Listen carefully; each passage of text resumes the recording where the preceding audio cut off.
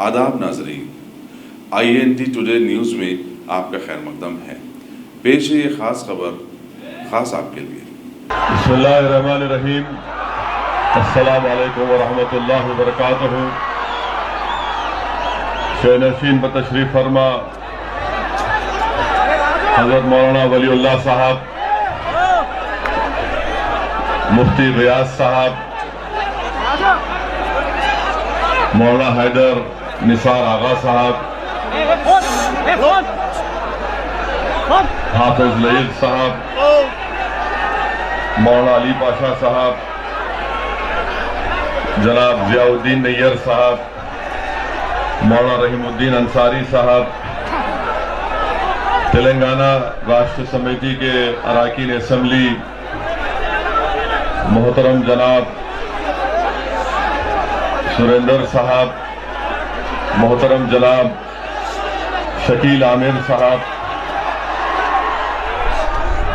जनाब गंगा रेड्डी साहब, विठल राव साहब, शहनशीन बतशरीफ फरमा दीगर सियासी पार्टी के अरकान, कम्युनिस्ट पार्टी ऑफ इंडिया के जिम्मेदारान, मोअज़्ज़िज़ हाज़रीन इकराम, बुजुर्गान मिल्लत, मेरे नौजवान साथियों, मेरे अजीज दोस्तों और बुजुर्गों,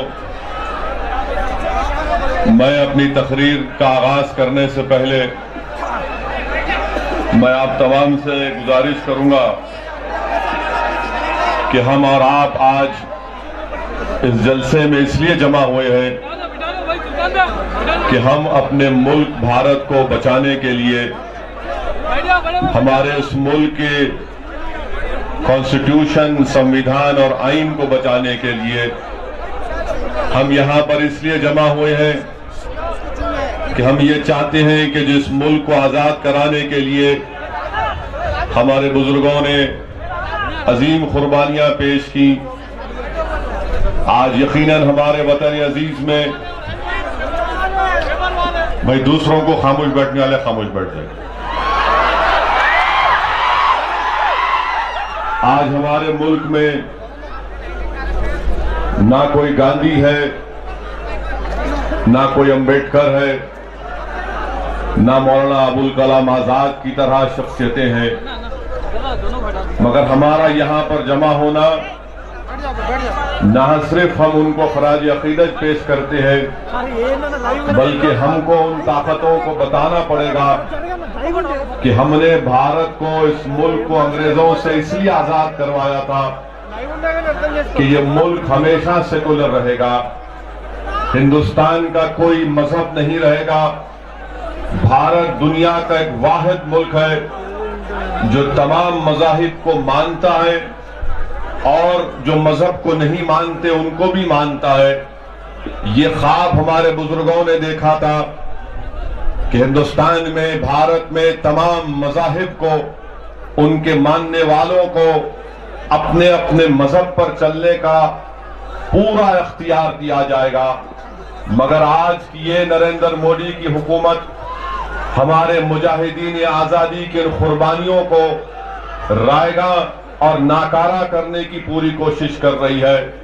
इसीलिए मेरे अजीज दोस्तों और बुजुर्गों, यहां पर हमारा जमा होना ये सिर्फ मजमा मुसलमानों का मजमा नहीं है, ये मजमा सिर्फ हिंदुओं का या दलित या हमारे BC भाइयों का मजमा नहीं है, बल्कि अल्हम्दुलिल्लाह निजामाबाद की सरजमीन पर आज का यह एहतजाजी जलसा उन हिंदुस्तान और भारत के लोगों का है जो भारत को, इस मुल्क को गांधी और अंबेडकर का मुल्क देखना चाहते हैं। वो इस मुल्क को गोलमाल कर और RSS की आइडियोलॉजी में रंगते हुए देखना नहीं चाहते। इसलिए मैं मुंतज़िमीन जलसा को मुबारकबाद देता हूं, उन तमाम जिम्मेदारों का शुक्रिया अदा करता हूं और आप तमाम हजरात का जो आज के इस जलसे में शिरकत करके ना सिर्फ आपने सिटीजन अमेंडमेंट एक्ट के कानून के खिलाफ अपना एहतजाज दर्ज करवाया, बल्कि निजामाबाद की इस मुबारक सरजमीन से हम यहां से जो आवाज लगा रहे हैं, मुझे यकीन है कि हिंदुस्तान के और भारत के कोने कोने तक आपकी और हमारी आवाज पहुंचेगी। और यकीनन जो हिंदुस्तान में, भारत में, हमारे वतन अजीज में जो लोग अभी भी खामोश बैठकर ये तमाशा देख रहे हैं, यकीनन मुझे पूरा भरोसा है कि पूरे वतन अजीज में जो एहतजाज किया जा रहा है, उस एहतजाज की बुनियाद पर जिनकी आंखें अभी बंद हैं, जिनके दिल खामोश हैं, जिनका ज़मीर अभी बेदार नहीं हुआ है, मैं उनसे कह रहा हूं कि याद रखो, हिंदुस्तान की तारीख में जंग आजादी के बाद आज एक ऐसा मोड़ आया है कि तारीख तुमको याद रखेगी जिन्होंने इस काले कानून के खिलाफ एहतजाज किया। और यकीनन जो लोग आज यहां पर जमा हुए हैं, मैं आपको मुबारकबाद देता हूं इसलिए कि आपका और हमारा ज़मीर जिंदा है।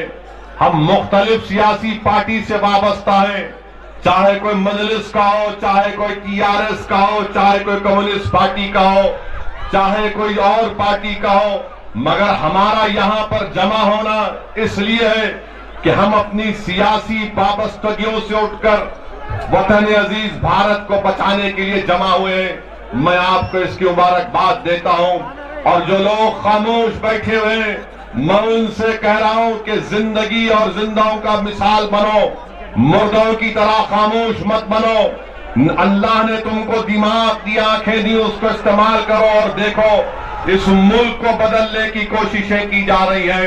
मेरे अजीज दोस्तों और बुजुर्गों, मैं आपके सामने हमारे भारत के आईन का जो प्रियम्बल है मैं पढ़ूंगा और मैं चाहता हूं कि आप तमाम मेरे साथ एक आवाज में उस भारत के कॉन्स्टिट्यूशन के प्रियम्बल को आपको पढ़ना पड़ेगा मेरे साथ, ताकि हम जब ये पढ़ेंगे तो हिंदुस्तान के वजीर आजम अमित शाह को मालूम होगा कि संविधान की हिफाजत हम कर रहे हैं और संविधान को नुकसान आप पहुंचा रहे हैं। मेरे अजीज दोस्तों, मैं पढ़ता हूं, आप मेरे साथ पढ़ने की कोशिश करिए कि हम भारत की आवाम मताना को संजीदगी से अज़म करते हैं कि भारत को एक मुख्तदर समाजवादी,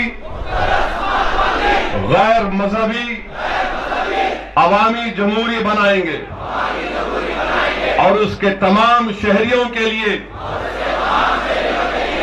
हासिल करेंगे इंसाफ, समाजी, माशी और सियासी आजादी ख्याल, इजहार, अकीदा, दीन और इबादत, मसावात, बाएतिबार हैसियत और मौक़े, और इन सब में इख्वत को तरक्की दें जिससे फर्द की अजमत और कौम के इत्तेहाद और सालमियत का तयक्कुन हो।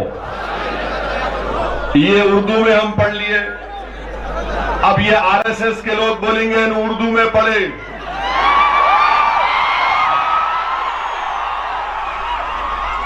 क्योंकि आरएसएस के लोगों को समझ में नहीं आता। 90 साल तक चड्डी पहने, अब पैंट पहन रहे, बच्चा बड़ा हो गया। अब मैं अंग्रेजी में पढ़ता हूं वही प्रियम्बल को। भाई आप पढ़िए। We the people of India having solemnly resolved to constitute India into a sovereign, socialist, secular, democratic republic, and to secure to all its citizens justice, social, economic and political, liberty of thought, expression, belief, faith and worship, equality of status and of opportunity, and to promote among them all fraternity, assuring the dignity of the individual and the unity and the integrity of the nation. ये आज और आप हमने दोबारा भारत की आईन और संविधान की रूह को पढ़ा। इससे अंदाजा सबको करना चाहिए कि किस राह पर हमारे मुल्क को वजीर आजम नरेंद्र मोदी लेकर जा रहे हैं। मेरे अजीज दोस्तों और बुजुर्गों, मैं शुरुआत में तेलंगाना रियासत के चीफ मिनिस्टर का शुक्रिया अदा करता हूं कि उन्होंने इस हम जब मुस्लिम डेलीगेशन जाकर मुश्तरका मजलिस अमल का डेलीगेशन वजीर आला जनाब के चंद्रशेखर राव से मुलाकात किया तो के चंद्रशेखर राव ने हम तमाम को बिठाकर एक ही बात कही कि आप लोग मेरे को बताओ हमारा मुल्क किस रास्ते पर जा रहा है, हमारा मुल्क किस रास्ते पर जा रहा है, कहां पर जा रहे हैं हम, और जब इतना दूर चले जाएंगे तो क्या हम वापस भी आ सकेंगे। और चीफ मिनिस्टर ने साफ और वाज़ेह अल्फाज में हमसे कहा कि जब तक मैं जिंदा रहूंगा, मैं चीफ मिनिस्टर के अल्फाज कह रहा हूं, जब तक मैं जिंदा रहूंगा मैं तेलंगाना में सेकुलरिज्म को कमजोर होने नहीं दूंगा। और मुझे यकीन है कि के चंद्रशेखर राव यकीनन एक रियासत को चला रहे हैं। उनको रियासत को चलाने के लिए मरकजी हुकूमत से एक हिकमत अमली को अख्तियार करते हैं, मगर मुझे इस बात का पूरा यकीन है कि सेकुलरिज्म के नाम पर इंशाअल्लाह ताला जब तक के चंद्रशेखर राव जिंदा रहेगा, टीआरएस पार्टी सेकुलरिज्म पर कॉम्प्रोमाइज नहीं करेगी। और मैं अपनी बात कर रहा हूं, मैं अपनी जमात के जिम्मेदार के हैसियत से कह रहा हूं कि जब तक के चंद्रशेखर राव जिंदा रहेगा, असदुद्दीन ओवैसी केसीआर के साथ रहेगा। अब उनकी जिंदगी के बाद क्या होता मुझे नहीं मालूम, न मेरी जिंदगी का भरोसा है न किसी की जिंदगी का भरोसा है, मगर ये लड़ाई ऐसी है कि तमाम सियासी पार्टीज को साथ आना पड़ेगा। इसीलिए जब चीफ मिनिस्टर ने मेरे सामने यहां के निजामाबाद के वजीर जनाब प्रशांत रेड्डी साहब को कहा कि आपको जाना है, और चीफ मिनिस्टर से मैंने कहा कि सीएम साहब टीआरएस तो आ रही है, मैं कांग्रेस को भी बुलाना चाहता हूं, तो बोले बराबर बुलाओ आप कांग्रेस पार्टी को भी, इस जलसे में उनको दावत दो आप, क्योंकि ये मसला टीआरएस कांग्रेस मजलिस किसका नहीं है, ये मसला हिंदुस्तान के भारत के मुस्तकबिल का है, उसकी रूह को बचाने का है। तो उस बुनियाद पर मैंने उस मीटिंग के बाद कांग्रेस के जिम्मेदारों से मैंने खुद फोन किया और उनसे गुजारिश की कि निजामाबाद के इस तारीखी जलसे में आप शिरकत करिए, क्योंकि हिंदुस्तान की तारीख में एक ऐसा मोड़ आ चुका है कि हम तमाम को अपनी सियासी वाबस्तगियों से ऊपर उठकर आज मुल्क के मुस्तकबिल को देखकर इस मुल्क को मजबूत करने के लिए, ये मुल्क अगर हम कहते हैं कि अंबेडकर गांधी का मुल्क है, इसको बचाना है, तो हमको अपनी सियासी वाबस्तगियों से ऊपर उठना पड़ेगा। मैंने उनको दावत दी, मुझे आज या कल उनका फोन आया जिसमें कांग्रेस पार्टी ने माजरत का इजहार किया। उन्होंने कहा कि उनकी कोई सियासी मजबूरी है। मैंने कहा आप जाने, मेरा काम था आप तक इस बात को पहुंचाना, क्योंकि ये बड़ा नाजुक वक्त है हमारे मुल्क के लिए। मैंने कांग्रेस पार्टी के जिम्मेदारों से कहा कि आप दोबारा सरेनाओ अपने फैसले पर नजरसानी करिए, मगर उन्होंने कहा कि असद साहब हम माजरत चाहते हैं, आप खैर वो जाने, मगर हम यहां पर जब जमा हुए, क्यों जमा हुए, इसलिए जमा हुए मेरे भाई कि हम सिटीजन अमेंडमेंट एक्ट के खिलाफ हैं। सिटीजन अमेंडमेंट एक्ट, आप तकरीर करना चाहेंगे, आके आएंगे आप? हम यहां पर क्यों जमा हुए? शहरियत तरमीमी कानून के खिलाफ जमा हुए, और वो कानून ये कहता है कि सिवाय मुसलमान के जितने मज़ाहिब हैं उन तमाम को सिटीजनशिप दी जाएगी। जो बांग्लादेश, पाकिस्तान और अफगानिस्तान से आए हुए, हम यकीनन इस बात के खिलाफ नहीं है कि अगर कोई किसी के मुल्क से परेशान होकर हिंदुस्तान को आता है, भारत को आता है, तो आप यकीनन उनको पढ़ा दीजिए, मगर मजहब की बुनियाद पर कानून बनाना ये हमारे आईन के खिलाफ है, ये हमारे अंबेडकर के बनाए हुए संविधान के खिलाफ है, ये हमारे आईन के चैप्टर 3 में आर्टिकल 14 और आर्टिकल 21 के खिलाफ है।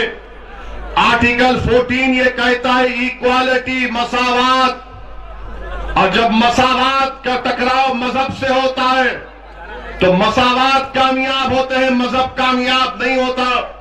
इसकी मिसाल मैंने अपनी पार्लियामेंट की तकरीर में दी, जब कॉन्स्टिट्यूएंट असेंबली में जब संविधान बन चुका और जिस प्रियम्बल को हमने आज अभी पढ़ा, जब उसको लिखा जाने का वक्त आया तो उसमें एक एचबी कामत साहब एक मेंबर थे, उन्होंने इस बात का इसरार किया कि ये जो प्रियम्बल हमने अभी पढ़ा है, उन्होंने कहा कि इसको लिखा जाए कि हम भगवान के नाम से, हम खुदा के नाम से इसको शुरू करते हैं। तो उस कॉन्स्टिट्यूएंट असेंबली में किसने उसकी मुखालिफत की?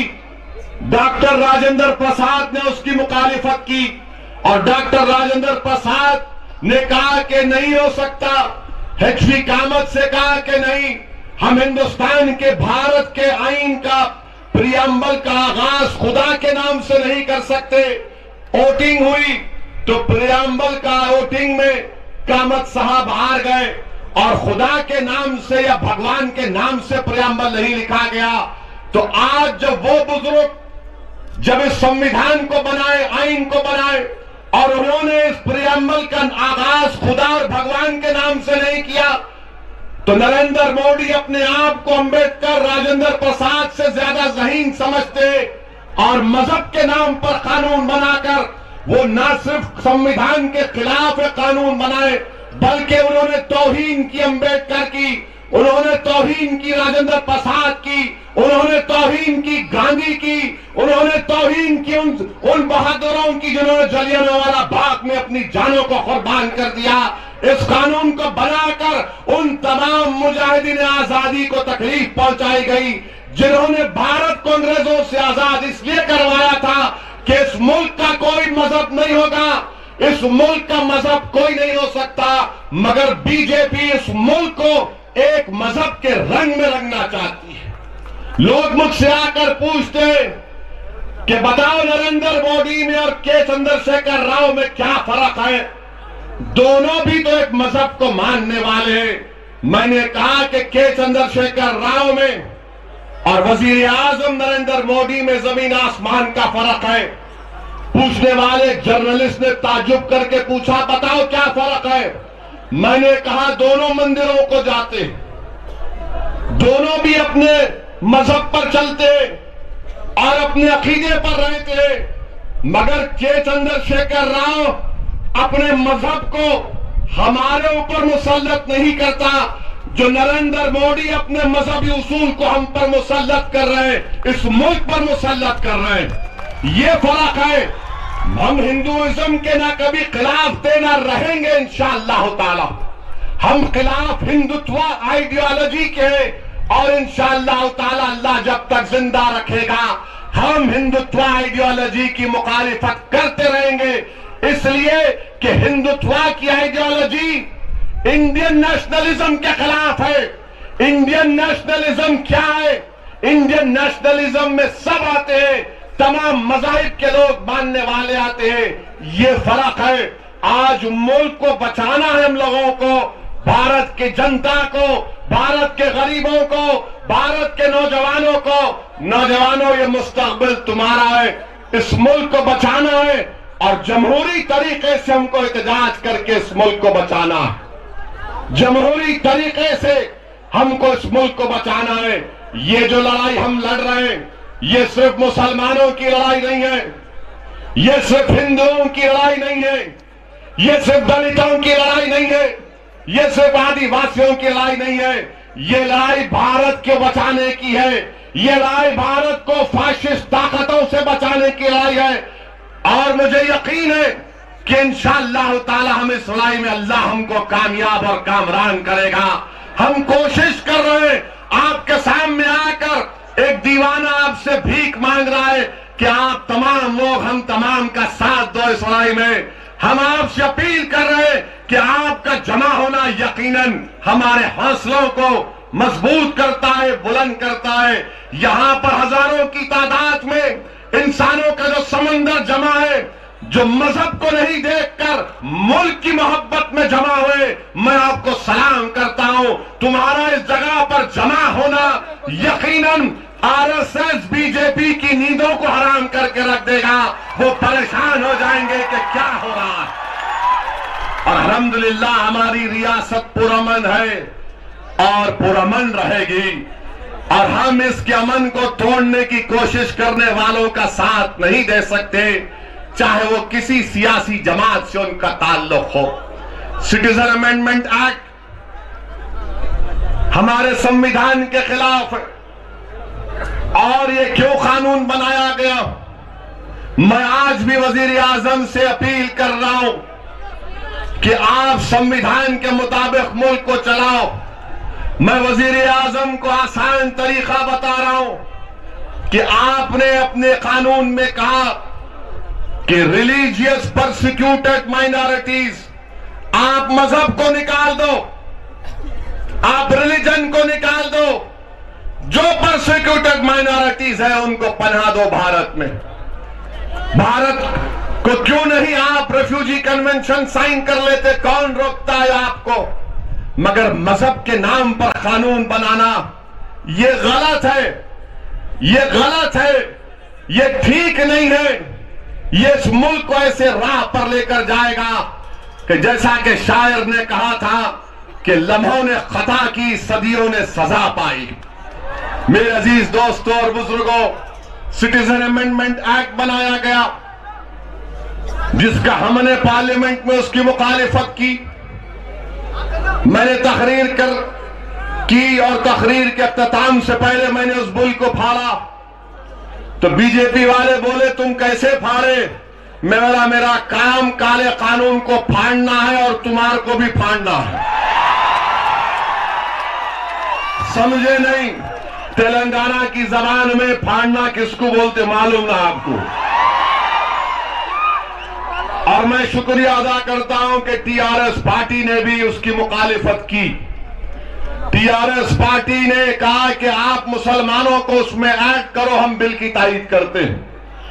मेरे अजीज दोस्तों और बुजुर्गों, आसाम में एनआरसी हुआ और आसाम के एनआरसी में 19 लाख लोग के नाम नहीं आए, जिसमें से 5 लाख के करीब मुसलमान हैं, बाकी गैर मुस्लिम हैं।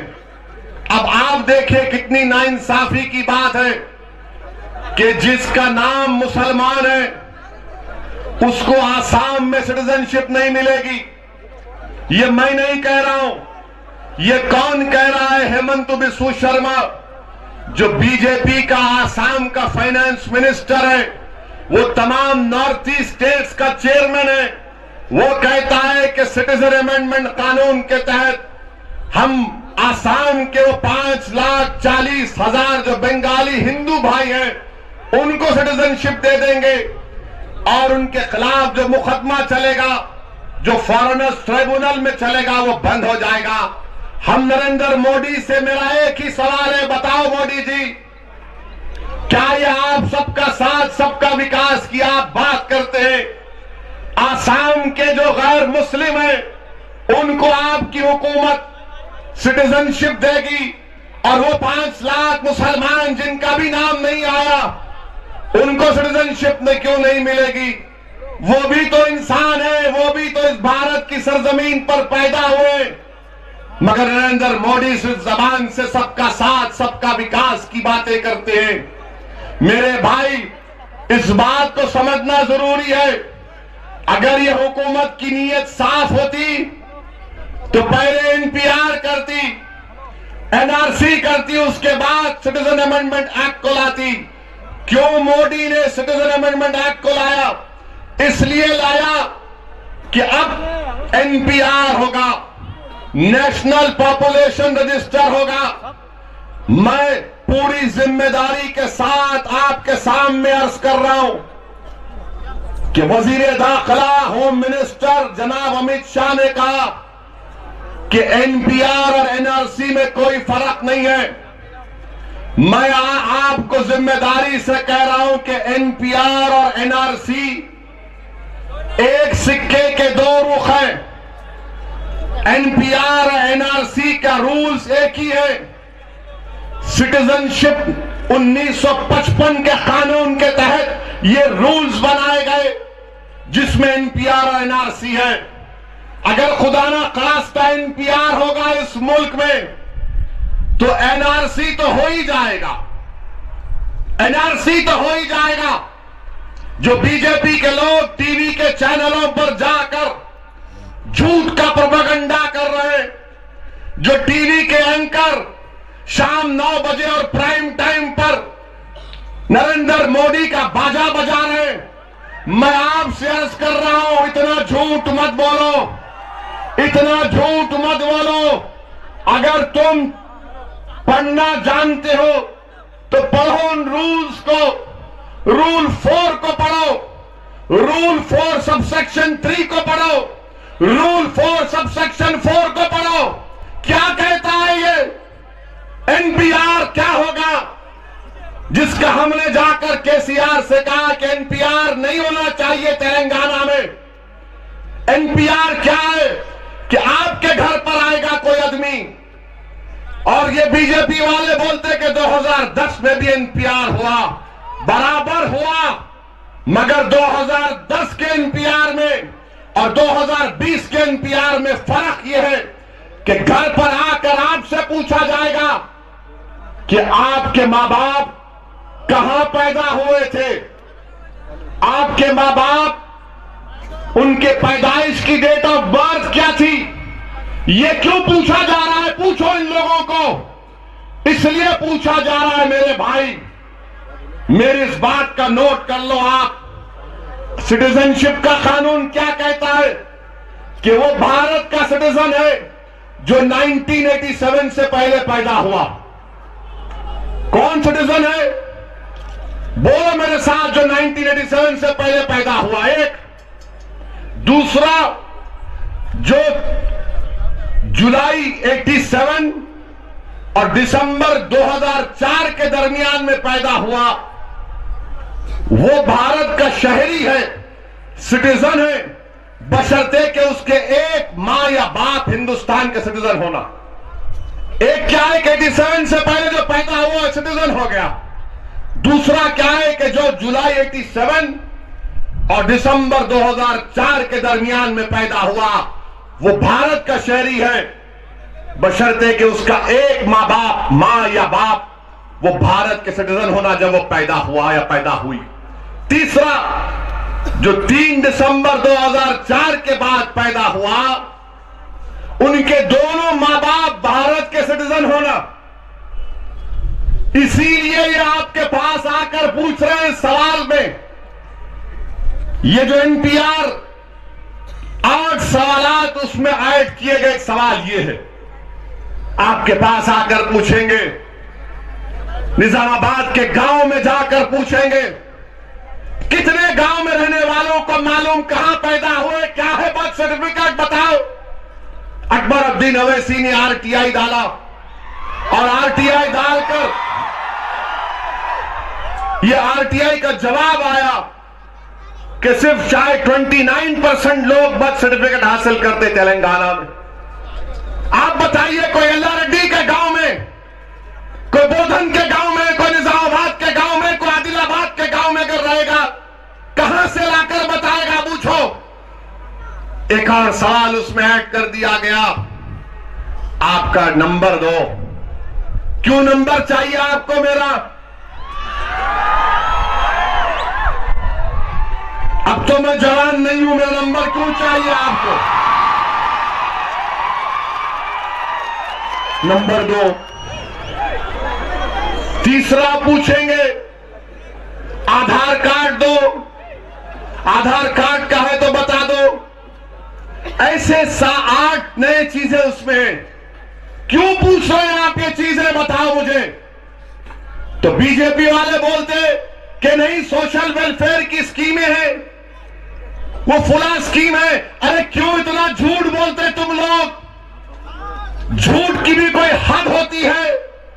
तुम्हारी हुकूमत ने सुप्रीम कोर्ट में जाकर कहा था कि गरीबों के पेंशन, बेवाओं का पेंशन, ये तमाम आधार कार्ड की बुनियाद पर दिया जाएगा। जब आधार कार्ड है तो सवाल क्यों पूछ रहे हैं? इस पर तशवीश हमको है। मेरे भाई, ये होगा एनपीआर जब होगा तो आपके घर पे आके खाली नाम वाम लिख लेंगे। ये 8 सवालात। उसके बाद एक लोकल रजिस्टर बनेगी। लोकल रजिस्टर में एक लो लेवल ऑफिशियल होगा, वो लिख देगा, क्या लिखेगा कि फहीम डाउटफुल सिटीजन है। वो लिख देगा कि हमारे यल्ला रेड्डी के एमएलए साहब भी डाउटफुल सिटीजन है। वो लिख देगा, उसको इख्तियार है, वो लिख देगा कि शकील आमिर भी डाउटफुल सिटीजन है। वो लिख देगा कि मौलाना लईक भी डाउटफुल सिटीजन है। अब होगा क्या कि जब एक ओहदेदार ये लिख देगा तो वो ऑफिसर बुलाएगा, आइए अब आप प्रूफ बताइए। प्रूफ क्या बताएंगे? क्या प्रूफ बताएंगे हम? बोलो। जिंदगी गुजर गई हमारी इस सरजमीन पर, 70 साल 75 साल के लोग हो गए। अगर उनको डाउटफुल सिटीजन करार दिया जाएगा, क्या प्रूफ लाकर दिखाएंगे?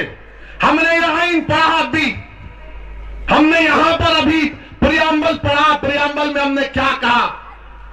लोग पूछते हैं ओवैसी, तुम बार बार लोगों को भड़काने का काम करते हो। मैं भड़काने का काम नहीं करता हूं। सुनो इस प्रियम्बल में क्या लिखा हुआ है। Fraternity assuring the dignity of the individual, ये संविधान में लिखा हुआ है। क्या एक यल्ला रेड्डी का एमएलए जाकर बोलेगा कि मैं सिटीजन, तुम मेरी शक कैसा करे तो उनकी डिग्निटी को क्या होगा? अगर फहीम जाएगा तो फहीम की डिग्निटी का क्या होगा? कौन होते हैं नरेंद्र मोदी मुझे सिटीजनशिप पूछने वाले? कौन होते हैं बोलो हमारा सिटीजनशिप पूछने वाले?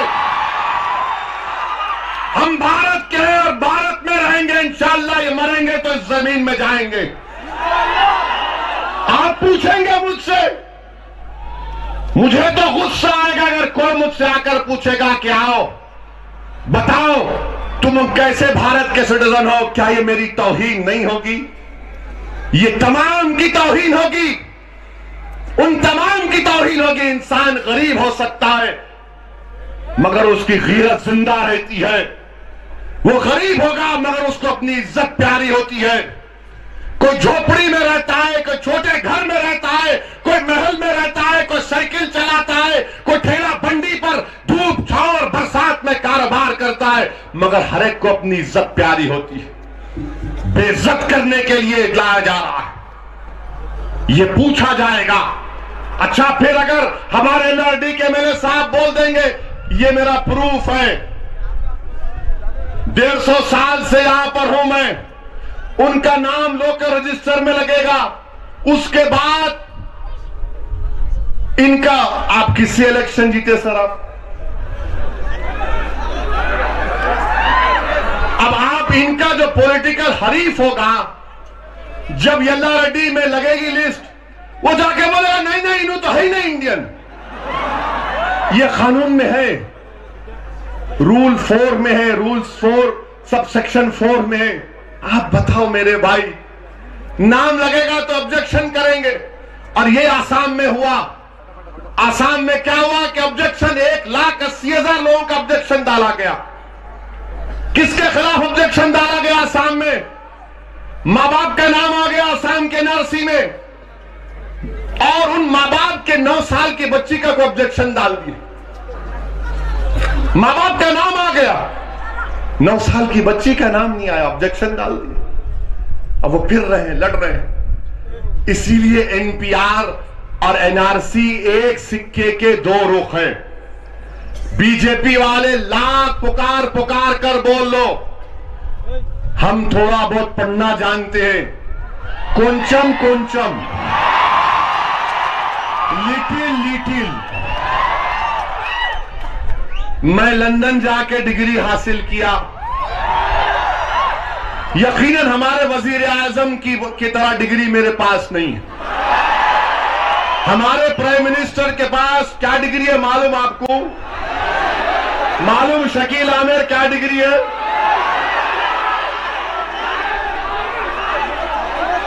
वजीर आजम के पास एंटायर पॉलिटिकल साइंस की डिग्री है। यानी दुनिया में, हिंदुस्तान में एक ही आदमी के पास एंटायर पॉलिटिकल साइंस की डिग्री है, वो नरेंद्र मोदी के पास है। तेलंगाना यूनिवर्सिटी में पॉलिटिकल साइंस की डिग्री मिलती है, एंटायर नहीं मिलती। इनके पास है। मेरे भाई ये हाल करना चाहते हैं, आप बताइए। एनपीआर, एनआरसी, ये एक सिक्के के दो रुख हैं। और अमित शाह साहब बोलते हैं कि नहीं नहीं, एनपीआर का एनआरसी से कोई ताल्लुक नहीं है। मैंने चीफ मिनिस्टर के सामने मिनिस्ट्री ऑफ होम अफेयर्स की एनुअल रिपोर्ट को रखा और रखकर बताया कि देखो सीएम साहब, इस रिपोर्ट के चैप्टर 5 में लिखा है कि एनआरसी एनपीआर एक है।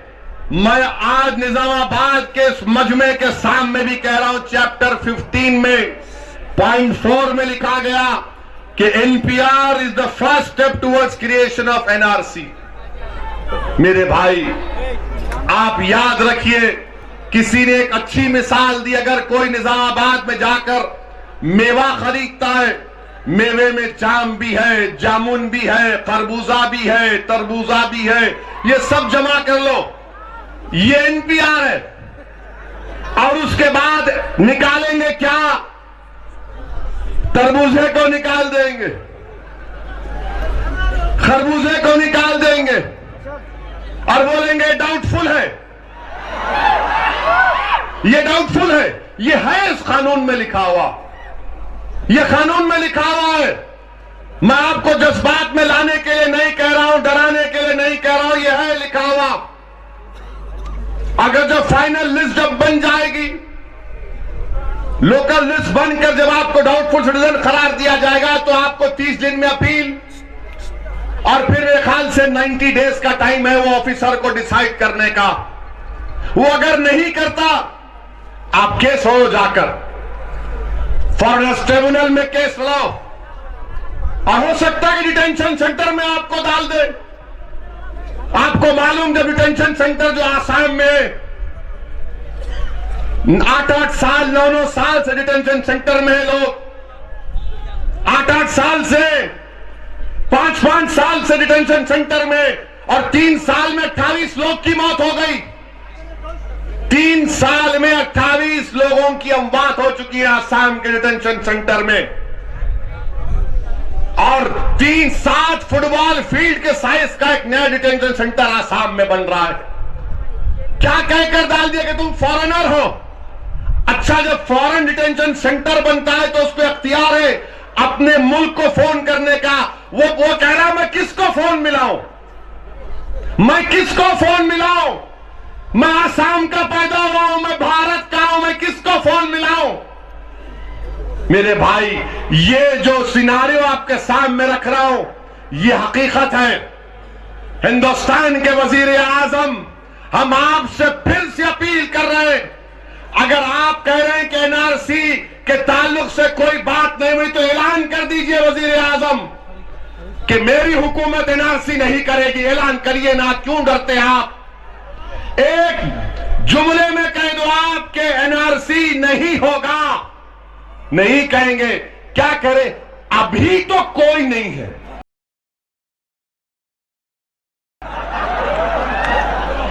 अभी तो कुछ नहीं है। एनपीआर, एनआरसी, फिर से कह रहा हूं, एक सिक्के के दो रुख हैं। एनपीआर बनेगा, एनआरसी तो बन ही जाएगा, एनआरसी तो बन ही जाएगा। इसीलिए हम चीफ मिनिस्टर से जाकर गुजारिश किए कि हमारा मुतालबा यह है ये टीआरएस में आपकी जो हुकूमत बनी है आपकी पार्टी की नहीं है, हमारी भी हुकूमत है। ये रियासत हमारा भी है, इस रियासत पर हमारा भी हक है। और हम आपसे अपील करने आए हैं कि आप ना सिर्फ इस पर स्टे लगाइए, इस एनपीआर पर, जिस तरह केरला की सरकार ने लगाया, बल्कि चीफ मिनिस्टर ने कहा कि मैं इससे बढ़कर कर सकता हूं। बोले हम बोले क्या? मैं तमाम लाइक माइंडेड पॉलिटिकल पार्टीज को जमा करूंगा और उनसे कहूंगा कि गलत हो रहा है। हमने कहा बराबर कीजिए आप, और हमको उम्मीद है कि चीफ मिनिस्टर 2 या 3 दिन में हमसे वादा किए कि इंशाअल्लाह ताला इसके ऊपर वो एक फैसला लेंगे। और हमको पूरा यकीन है कि तेलंगाना की ये रियासत एक गंगा जमुनी तहजीब पर बनी हुई रियासत, तेलंगाना की ये रियासत जिसमें यकीनन इसकी जमीन में मोहब्बत है, और मुझे यकीन है कि कोई यहां पर नफरत के बीज नहीं बोने दिया जाएगा। ये तेलंगाना की सरजमीन इंशाअल्लाह ताला मुझे यकीन है कि हिंदुस्तान की सबसे बेहतरीन रियासत बनेगी। उस वक्त बनेगी जब यहां पर भाईचारा रहेगा, उस वक्त मजबूती आएगी जब यहां पर अमन और मुस्तहकम होगा। और उसके लिए जरूरी है कि एनपीआर एनआरसी के खिलाफ हमको आवाज उठाना है। कितनों के पास सेलफोन है? निकालो सेलफोन, लाइट ऑन करो, सेलफोन की लाइट ऑन करो, पूरे लाइट ऑन करो।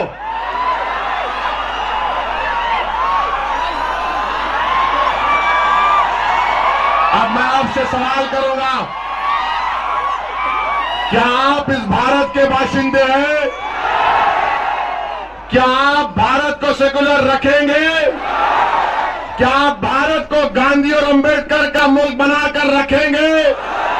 क्या आप भारत में भाईचारगी को मजबूत करेंगे? क्या आप तेलंगाना से फिरका परस्ती का खात्मा करेंगे? क्या आप तेलंगाना से फिरका परस्ती का खात्मा करेंगे? क्या आप सिटीजन अमेंडमेंट एक्ट के खिलाफ हैं? क्या आप CAA के खिलाफ हैं? क्या आप एनपीआर के खिलाफ हैं? क्या आप एनआरसी के खिलाफ हैं? क्या आप हिंदुस्तान से मोहब्बत करते हैं? आपसे अपील कर रहा हूं कि आप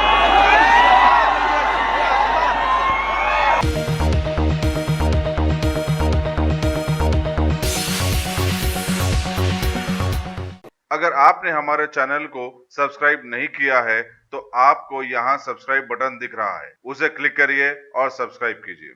और साथ ही साथ बेल आइकॉन को भी क्लिक करिएगा, जिससे कि आपको ताज़ा अपडेट मिलते रहें।